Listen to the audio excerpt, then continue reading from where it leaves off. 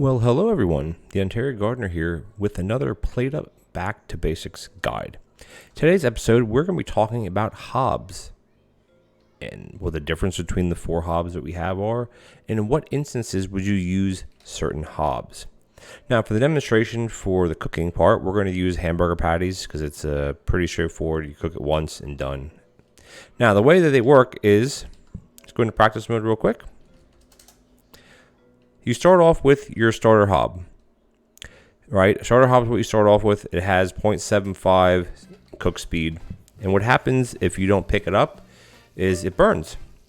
Slowly, but it still burns, okay? The next one is your regular hob.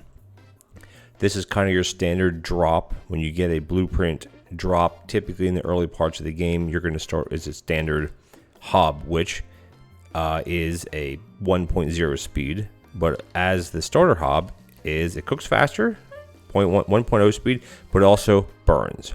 Does it catch fire? These two neither catch fire, but it does burn.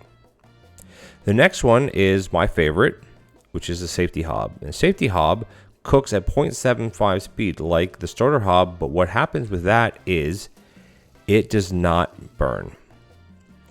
And a safety hob is a direct upgrade from a normal hob blueprint. Now the last one is the danger hob. And cooking a hamburger on a danger hob starts fires, and you have to put fires out. So of the four hobs, the danger hob is the only one that will actually catch fire when something burns. The other three won't do that at all. The safety hob doesn't burn at all anyway because it's a safety hob. Now if you're doing something like steak on a safety hob, it will run through all three cooking temperatures before it will stay on the well done portion. It won't burn, but it'll cook all the way through. Just like if you're cooking a pie, it won't just stop at the par baked crust stage unless you have a smart grabber set to that, as it'll continue to cook with the ingredients inside of it. So you say, okay, well that's great. Well, what instances would you use certain ones? Well, if you have something like this and you're doing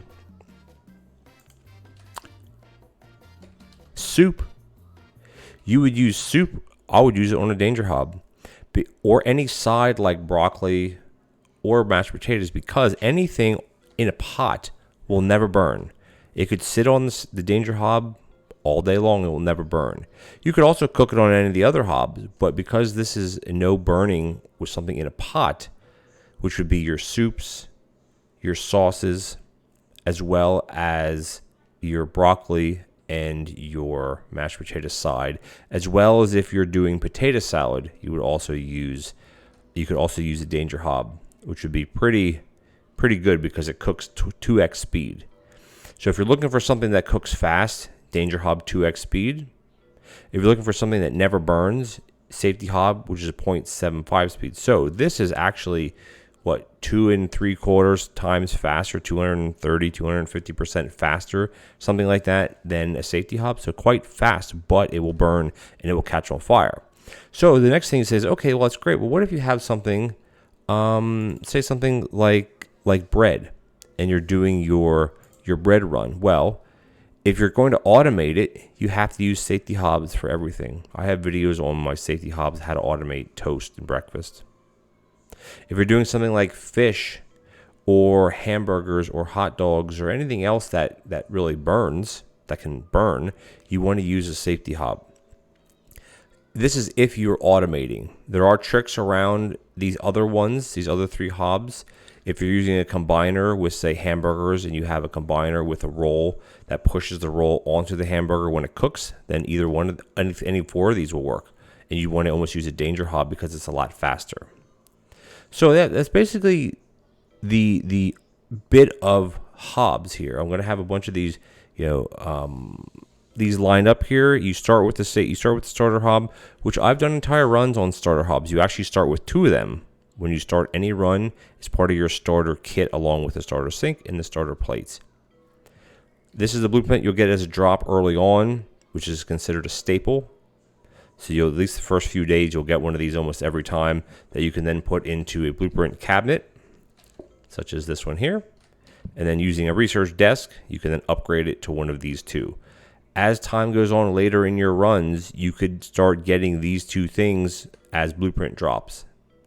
You'll never see these two things on a blueprint desk, but you will see these because this is the base blueprint for that. There's no other reason why I would use a danger hob. This is my opinion. I wouldn't use a danger hob for anything else other than soups and sides, unless you are manually doing it and you can keep up with the flow. If you're going super fast and you're automating, it's very, very difficult to use a danger hob. Now, there are setups by using jiggly bins and certain amount of grabbers for something like pizza or pies, but if you mess up or something backs up, it will start on fire. So my go-to hob that I love using for almost anything that doesn't require a pot, I go safety hob because it won't burn. You can automate it very well, and it's quite easy. So once again, whoops, that's not what I want to do. Once again, I'll show you basically how the hobs work. Starter hob, basic hob, safety hob, danger hob. First two burn but do nothing else. The safety hob doesn't burn. And finally, the danger hob, which will burn, and then as soon as it burns, it will catch on fire. And there are cards that work food burns like 100 or 200% faster, so that means this would happen even more quickly. And fires will spread. These will spread all the way down through here eventually. Anything that's touching a spot that has a fire will start on fire. And then eventually everything will start on fire, and then you're going to be in trouble. Thank you guys for watching. Stay tuned for another Back to Basics guide where I talk about things like mixers and bins, etc., etc. Stay tuned for that, and please check out the playlist Back to Basics. Thank you for watching, and I'll catch you next time. Take care now.